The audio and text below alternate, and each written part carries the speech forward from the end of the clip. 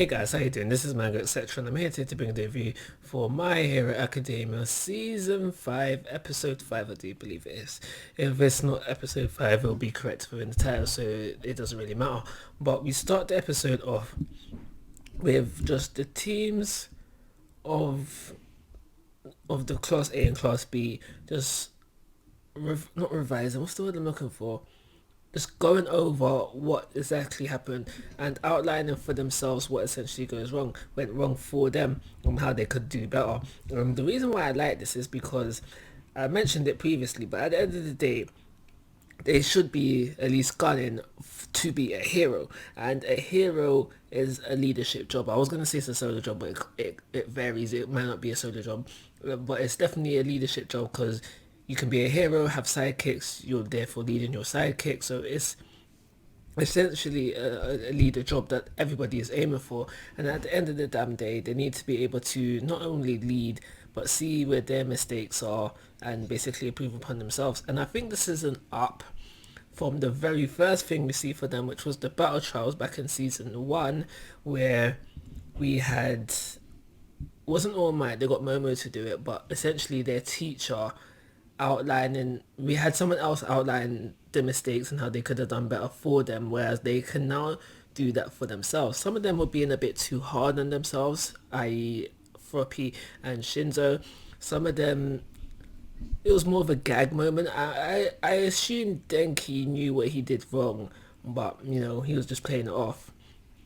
But that is how we start things off. And it was the same thing for Class B, where we had, for Class B, it was the teacher who was like to them, like, you did this wrong, but he is essentially asked them like you did this, and they're like, yes, yes, yes. So I like the fact that even though they're only in year 1 and coming up to the end of year 1, going into year 2, I like that they are learning for themselves and they can point out their own mistakes, because like I said, essentially that's what a hero should be able to do at the end of the day.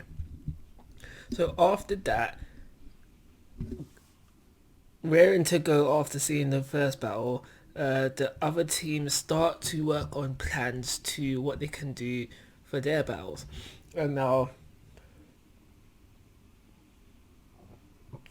what's funny about this, and I will explain why it's so funny later on in this review, later on reviews, is that how you have all the other teams like, yeah, we should try this combo attack and we could do this and that, and I need to tell you something that I've been working on. But when we get to Bakugo's team, he's like, just leave it to me. And like I said, I'll explain why that's funny later on.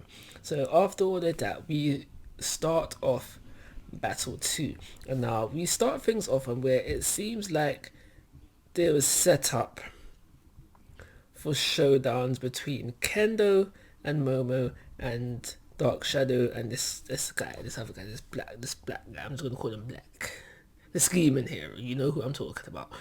And now we start off round 2.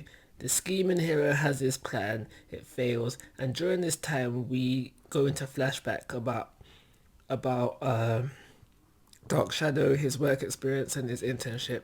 And what was good about this was that we learned why Hawks wanted to take him on, but most importantly, we see what Hawks is like as a mentor for Dark Shadow. I forget his real name, but he does give him some very good advice that I do like. And the advice was that, yeah, you should work on your weaknesses, but don't forget to strengthen your strengths even further. And we see the results of that within this episode for Dark Shadow, with the fallen angel technique, and we see how that has helped him within this battle. And essentially, if it hadn't, we could probably safely assume that Mr. Twinkle, I forget his real name as well, would have probably been captured within this episode. So Class B's plan A has failed, and now they are moving on to their plan B, which involves mushrooms. Yeah, it involves some fungi. but we'll see what will happen next regarding that. But I'm going to give this episode a 3-star review. I liked the camera work of some of the shots and stuff, like when we had that guy walking around the, well, not walking, but running through all the pipes, and where we had Mr. Twinkle guy shining his lights, his buffet of lights, and then we see all the different camera angles and that. I like that. I don't really think the animation was up for those points, but I did like the camera work. But that's everything I've got to say about this episode. So like always guys, I'm asking for your thoughts and opinions. If you haven't already, please subscribe to my YouTube channel. But most importantly, take care. Have a nice day.